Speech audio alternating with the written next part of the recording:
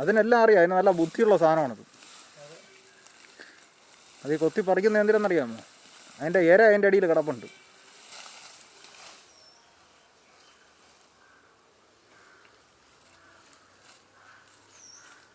ഉണ്ടോ? പിന്നെയാണ് കൊറ്റിപ്പക്ഷി എന്ന് പറഞ്ഞാൽ കൊക്ക്. എൻ്റെ കഴുത്തിൻ്റെ നീളം കണ്ട, വെള്ളക്കൊക്ക്, കൊറ്റിപ്പക്ഷി എന്ന് പറയും.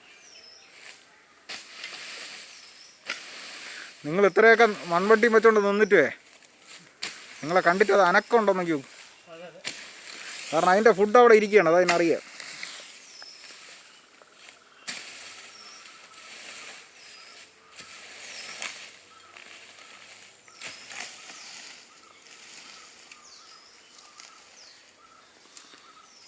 കൊറ്റിപ്പക്ഷിയാണ്.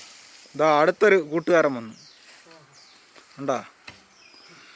ഇപ്പോൾ 2 എണ്ണമായി. ചിലർ ഇതിനെ കിട്ടിയാൽ വിടൂല, കൊന്നുകളായി. ചിലരെ ഈ സാധനത്തിനെ കിട്ടിയാൽ വിടൂല, കൊന്ന് ഇറച്ചിയാക്കി കളയും.